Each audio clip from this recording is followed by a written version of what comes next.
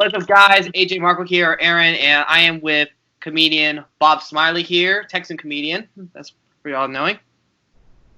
Yeah, get him a call. So, first off, guys, this guy is an amazing dude. If you guys haven't heard about him, look up his YouTube channel, and also check out his dry bar comedy skits. They're awesome. Get the app; it's free, and donate to him. Yeah. So, to start off, how did you start off in the comedy world? Well, I was always funny, growing up. My dad is super funny, and he was my superintendent at school. And so, man, I just grew up loving jokes and watching my dad be really funny, watching us go to church and people wanting to hang out with my dad just because he was funny in the lobby and all that. My dad would come eat lunch with me at school, and all the kids wanted to sit at our table because they wanted to hear me and my dad kind of recap the morning or talk about past stories. And so I always grew up really liking comedy.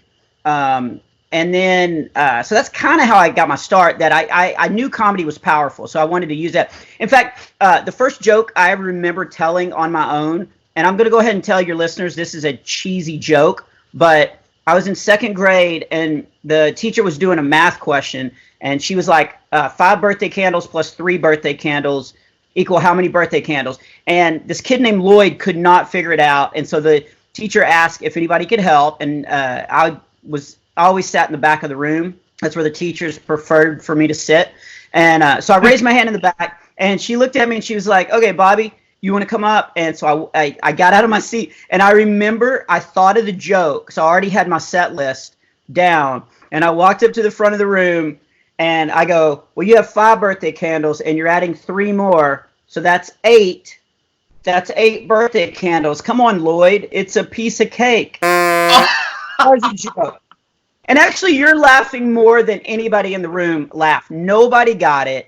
And I'm standing there, and it just dead silence. And Miss Brown, my teacher, she looked down at me, and she goes, like that. That was all I got. I just got a little, huh. But at the end of the day, when I got up to leave, to go out of this classroom, she called me over to her desk, and she was like, I was having a really bad morning, and I got to tell you, I've thought of that birthday candle joke several times today, and it's kind of cheered me up. So thank you. Yeah. So even in second grade, I remember walking out of that classroom thinking, wow, comedy's powerful. It can change people's outlook. And so even though I didn't really want to be a comedian, I knew that I wanted to use comedy to encourage people or help people out. I was going to be a teacher. That was kind of my goal. I was going to follow my dad's footsteps. I was going to be a teacer, and then a principal, and then a superintendent. And what's that? So you can stay out of trouble on the side? Yeah. So 'cause I'm not going to send myself to the principal's office because hopefully work there already.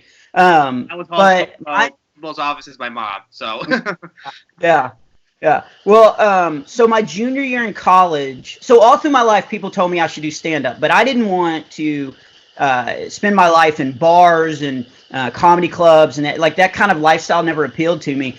And my junior year in college, I did a stand-up competition, and not even because I wanted to do stand-up. The first prize was $500, and this was out in West Texas in Abilene. And so $500 was 4 months rent for me because I had a pretty cheap place. And so I was like, well, I'm going to do it and see if I can win $500. So I did the competition. I won, not because I was good. Everybody else was terrible. And I thought, what a great experience. I won a stand-up competition. I can tell my kids, later. And so 2 years later, I graduated. And I'm in Dallas. I'm working as a photographer because before I became a teacher, I wanted to see what it was like to have money. And so I love the fan right above your head. It looks like a hat spinning around. Yeah, that's my number one fan. So this guy calls me out of the blue. He actually paged me, so that tells everybody how old I am. But I had a pager because I made that kind of money. And so my pager went off. And it was area code 615, and I pulled over at a Cracker Barrel payphone. They had payphones outside, and I called this number, and this guy was like, hey, it's Rick Wooten, and I'd gone to school with him. And he was like, hey, I'm road managing this Christian singer, and we're about to leave for tour. And we were talking, and it'd be fun to have a comedian come on the tour with us and kind of, keep the crowd going and talk about, and we've got to hire a merch guy to sell merchandise. So we thought, maybe you could get up and talk about the merchandise in a fun way.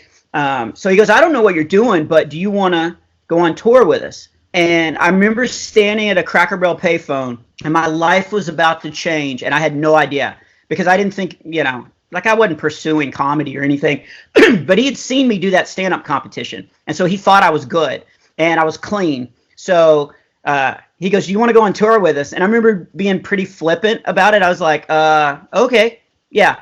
So I booked a one-way $99 Southwest airline flight from Dallas to Nashville. I flew to Nashville. I got off a plane. I got on a tour bus and went out on tour as a comedian. And I'd done stand-up 3 times in my life before that. And that's how I got into it. It's not how you get into it. In fact, I always have a bunch of kids at my shows. They'll come up after the show and be like, hey, I want to do stand-up. How do I do it? And I'm like, do a stand-up competition your junior year in college and wait for somebody to call you. Duh, that's how you do it. Because that's just what happened to me. But that's not how you do it. You normally start off like open mic nights and, all this horrible stuff. But I lucked out. Yeah, I mean, that's kind of interesting that you mentioned that because the next question was if there was one joke from the comedy competition back then that you could still use on stage today if you have one. So it was interesting. So I wrote some jokes for the beginning of my set, and then I had what I thought was a pretty good closer. But again, I didn't know how to do stand-up. And so during the summers, I'd worked photography for this guy, and we were driving around shooting football team pictures. So we were driving all over the country shooting college football team pictures. And so we would stop at these gas stations and buy these cassette tapes of comedians. And there was a cassette tape by a guy named Jeff Foxworthy. And this was before Foxworthy was huge. Like, nobody knew who he was. And I got this. Yeah. And so I got this cassette tape that we listened to during the summer. And there was a bit on there that I thought was really funny. So I was like, I'm going to do this bit in the middle of my set. So at least I know that these jokes will work. And so I had my own stuff at the beginning and then Foxworthy stuff and then my own stuff at the end. And I thought, well, even if my stuff bombs. And when I did that set, my stuff did really well. And Foxworthy's stuff, which was hilarious, did not do well. And it was kind of a good learning experience because, comedians, it's a real hot topic, that comedians steal material and stuff. But if it's your voice, I think it can be so much better. Like, I feel like good comedians, it has to be your voice, your material to do it. And it was interesting that Foxworthy stuff did not do well and my other stuff. So probably a joke. I talked about the Abilene Zoo and how cheap it was. And I was like, they had dogs with antlers tied to their head, and their idea of I forget the whole bit, but it was actually a pretty good bit about how cheap the zoo was, and I had a bit about how nasty the bathrooms were, and I was like, are they letting the elephants use the bathroom, like just breaking because the door's broken off the stall and there's water everywhere? It's like the elephant sat down and the lid was up and it just went and just shot water everywhere. Like it was pretty cheesy, but it worked because everybody had been to the Abilene Zoo and kind of knew about it and stuff. So I was thinking like a monkey went out and stole your hat or something. I don't know. Yeah. No, that I think they had one monkey. But yeah, it was a cheap zoo. It was a very cheap zoo. So I did a bunch of stuff on that. And then man, I can't remember what else I did. It was a lot of it was like local, and college stuff. All that kind of stuff. But yeah, it was fun. Totally understand that. Is there like one thing though that helped you get through a very tough time in comedy of any kind? And I actually know some stuff you've been through, so if you could do it's any kind if you want. So yeah. You mean in the comedy world or just in personal life? Well, any kind. I mean, it could be comedy, it could be personal. It's up to you. Yeah. Well, you talked about Breaking Bob. Breaking Bob was my latest DVD. Well, I guess my Dry Bar comedy special is the latest thing. But the Breaking Bob DVD was my last one. I put it out, I think, like 2 years ago. And I put it out during, 3 years ago? Almost. So when's the next DVD? Yeah. I mean, I'm ready. But I recorded the Dry Bar comedy special, and so I'm gonna let that be out for a year before I record another project. But I've got plenty of stuff, and that Breaking Bob is pretty long. I think it's like 86 minutes long. Like, it's pretty long for a comedy DVD. Yeah. And it was that long because I tried to record it twice, and the first time I tried to record it, I had the flu, and so I could barely talk. And so I walked out on stage. I was filming it in a theater in Chico, California, and I was just sweating already because I had, I had fever, and every joke, I had to tell a joke and then take a sip of water because my voice was going out. And at one point I did this bit where I put my hands up, and already I thought this is going to be a horrible recording. And I put my hands up, and my watch broke, and the watch thing actually flipped out and hit me in the head. And I was like, okay, this is not going to be a good recording. So I just did the show. You need to watch it next time. You need to watch it next time. Yeah. So I didn't record it then, and then I went out and tried to record it a second time, and the cameras didn't work right. So when I thought I was going to record it, I'd been working on this material for about a year, but then I just kept writing more and more stuff. And so by the time I actually did record Breaking Bob, I had, like I said, 86 minutes of stuff. But to get back to your question, that was the roughest time in my life. I was married for 18 years, and we had 3 boys, and all of a sudden, my wife, we were hanging out with this couple for like 3 years in vacation, and she just left. Like, she just walked away, ended up marrying that guy that we always hung out with, and it was horrible. It was first of all very shocking because we didn't see it coming. Now all of a sudden I'm this divorced guy raising 3 boys, kind of on my own, and trying to deal with trust issues, and also being afraid that, because most of my shows are in churches, so I didn't know if churches would bring in a divorce, even though it wasn't technically my fault or anything that I wanted. I really thought that churches would not bring me in because I was divorced, because that's a big hot topic in church. I mean, so that was a real dark time when I recorded. That's a horrible plug for that DVD because it's one of my favorite DVDs. I think it's it's really funny. It's got some of my favorite bits on it, but laughter really helped me get through that time. Because I was panicked, trying to take care of my kids, love on them, make sure that they weren't learning, things from what they were seeing, that divorce is okay, or you can just, leave with somebody else if they're richer, or, whatever. I was trying to protect them, also try to keep my life together, and also try to keep my career going. And so that was a really dark time, and laughter really did help me, because I remember one moment I'm standing on stage, and it was about 2 months after she had left and everything had kind of come out, and I remember standing on stage and everybody's just laughing, and I was in such a miserable place in my life at that moment, and I remember just pausing going, how can you laugh when there's so much pain in this world? Like, I didn't say that out loud, I just was thinking it in my mind, and I was just looking at people, and I was like, oh, because there's still joy to be found. Like, if something bad happens, you can't just focus on the bad. Yeah. Like, joy out in the world, and you got to stand back up and go out and find it. And I think that's the key to getting over something really tough. My best friend is a guy named Tim Hawkins. He's a comedian. He's trying to be he's getting good. He'll be okay. He owns like 2 tour buses. I think he's doing okay. But he was the first. Too. Why did he give you one? Yeah, Tim. Hook a brother up, man. So I called Tim, and he was the first person that I told, because he had stayed at my house. He knew my ex-wife. He knew us really well. And I called him, and I remember just like it was hard just to say it out loud, like what was going on. And he gave me the best advice. He said, do not go through this alone. Like, do not try to do this by yourself. Like, reach out, call people.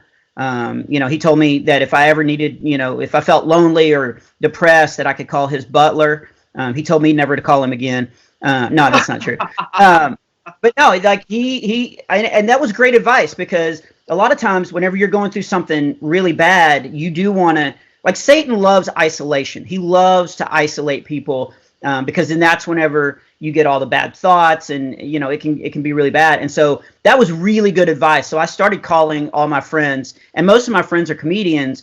So they would cheer me up being funny on the phone, or and so laughter really did kind of get me through that, because I found my laugh again. I found a reason to laugh, and I realized that joy was still out there if I'd go look for it.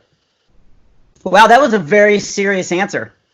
Yeah, it was. I mean, obviously, I think people need to hear stuff like that, because this might interest you. I've actually known friends, IRL and online, that have been through divorce. Mm-hmm. And there's actually been people that complain to me like, "Oh, my father or my mom," and I'm thinking, "Dang, divorce sucks." And I'm glad my parents are together through the whole thing. Yeah. I mean, there's nothing good about it. Like it's terrible. And it'll jack you up, and it destroys family. I mean, we watched it. We watched two families break apart in our church, and people start taking sides. It created a problem in the church. My kids are, definitely, they're going to have to get through stuff. There's going to be things that's probably going to come up later in their life that, they're going to be affected by it. My pastor of my church at the time, he gave me this great advice. He actually said this to my ex as well.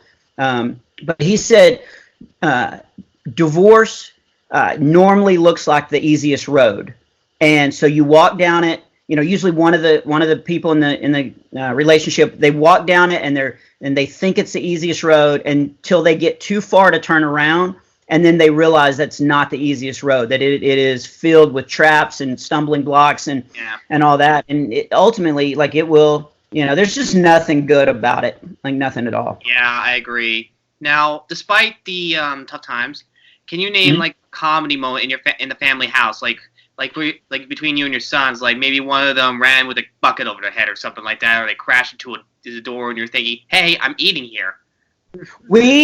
So when she left, our house, it looked like Kirkland's. I don't know if you guys know what Kirkland's is, but it looked like Kirkland's had thrown up in our house, because it was very girly, and all these plants and vines hanging on the wall, and flowers, and all this kind of stuff that really wasn't us. And so the first Father's Day, as a single dad, my kids got me a Batman poster, and they gave it to me in the living room, and I got up and I put it on the wall in the living room, which was it would have never been allowed. And I remember my youngest son was looking at me going, "Wait a minute, can we do that?" And I was like, "Yeah, this is our house, man. We can do whatever." And it kind of was good. So we bought a ping pong table. We had a ping pong table in our living room.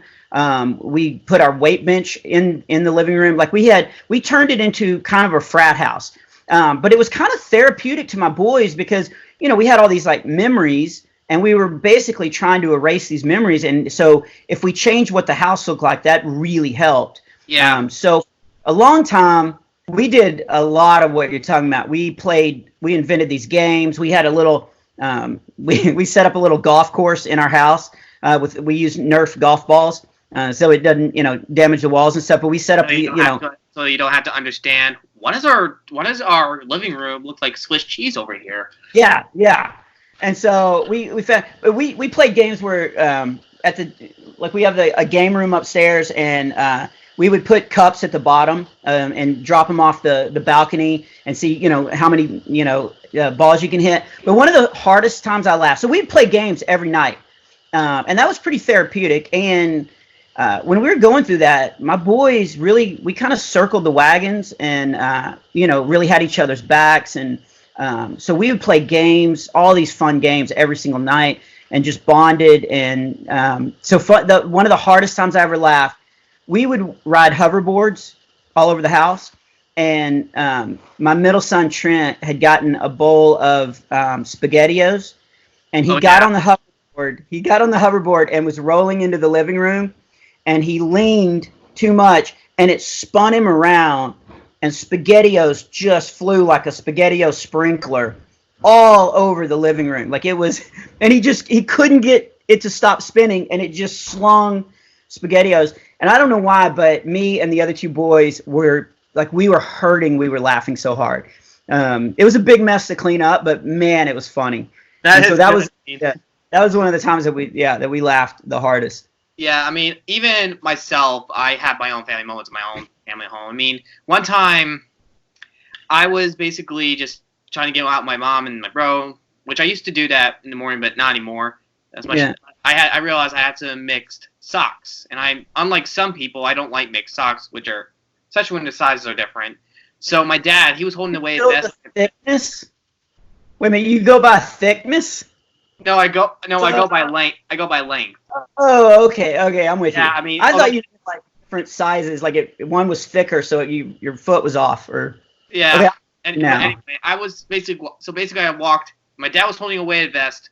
My brother usually wears it, and then the next thing I knew, my shoulder, boom, ran into my dad's head, and I didn't take by. I just kept going. Yeah. And the next thing I knew, my mom was trying to talk to my dad. She started cracking up laughing. I turned around. My dad was literally on the floor with the weighted vest. Oh my I'm goodness. just thinking to myself, what the freak? Yeah. And the next thing, and of course, the second incident was the mouse in the bathroom. Keep in mind it was downstairs. And the next thing I knew, my dad had a broom as we were getting the mouse out. Mm-hmm. For about 5 seconds, my dad became a hockey player and knocked a slap shot and slammed the mouse right into the door. Really? It was knocked out. It was knocked out cold, and we ended up throwing it into a field that now has a house over it now. I think the mouse came back. I don't know, because the next time that mouse came back, it was probably killed by a mouse trap. We didn't have cats. So I'm guessing your audience is not really PETA lovers. I'm guessing. I hope not. I hope not. But as far as I know, I don't know. So I hope they don't get mad about the whole fat cat bit you did. Yeah. That was so great. Or Kitty Clarkson. That was on yeah, what did she name it? Yeah, Kitty Clarkson. That was the name of her cat. That cat was huge. Yeah, go look up. That's on YouTube. I got that clip on YouTube. But all right. And I keep wondering if my neighbor has seen that clip. Because I'm sure this bars probably tell the story. So yeah. But to kind of continue on about this though, this one actually you probably said it earlier. If you have to give advice to anyone who wants to go into comedy of any kind, what would be the best thing to tell them? Write every day, every single day, even if you don't feel funny. I think Seinfeld said this one time. He was like, he was writing in his apartment, and he looked down and he saw these construction workers going back to work, and he was like, man, and they look tired, and he was like, they don't want to go back to work, but they're doing it because that's your job. And so he was like, so if comedy's my job, I need to show up and do my job every single day. And so I thought that was great advice. So even if you don't feel funny, sit down and write every single day, even if it's just a little bit, because you'll be amazed of what your brain will come up with that you may not even think it's funny, but if you hold on to it, you might go back and look at it and be like, oh, wait a minute, there's something there. I did one of my most I guess viewed clips is about church childcare, and I wrote that and I tried it on stage and it didn't work, and so I just dumped it, but I kept it in my notes, and then about 2 years later I went back and I was rereading it and I was like, this is funny, I can make this work, I just need to rewrite it, and because I just sat down and written it years ago, all of a sudden I was able to come back and approach it a little differently, and now it's like one of my most viewed clips on YouTube, and that's like cool. Is it from Rock Show Comedy, that one? Yeah, it's from the DVD Rock Show Comedy, and so just write every single day, be disciplined. If that really is what you want your job to be, you got to show up to your job every single day. Yeah. Now this one is more interesting for that the fans probably would want to know, because I don't know if you're familiar. It's Are you familiar with the indie horror game series Five Nights at Freddy's or FNAF? And if so, can you remember a funny moment that involves it? No, I don't even know what that is. All right, well, I'll educate you real quick. Five Nights at Freddy was done by a Christian. His name's Scott Cawthon, who also lives in Texas. He probably might be your neighbor. I don't know. It would be cool. And he basically like you, started off with something that he loved, and he got criticized. However, he did get criticized, and later he found a good use for it and came up with Five Nights at Freddy's, and basically made the whole game Five Nights at Freddy's in 2014. Mm-hmm. And then from there to today, he's still making Five Nights at Freddy games. He's still there's even merch and all that. But the funny thing about it is, it basically has this format of survive to 6 a.m. It's like you had this envision you're in. Usually, from the first 3 games, you're in office and you're trying to survive. It's like, so this is how it feels to cram for a final. Yeah. Oh yeah. So, and is it Fred? Like, is it Freddy Krueger? No, Freddy Fazbear. Okay. Yeah, I know about the midnight. I know, so don't play at midnight. But I just thought it'd be good to educate you on that. Maybe your sons might know. I don't know. Okay, I'll ask him. Yeah, and do you know the guy?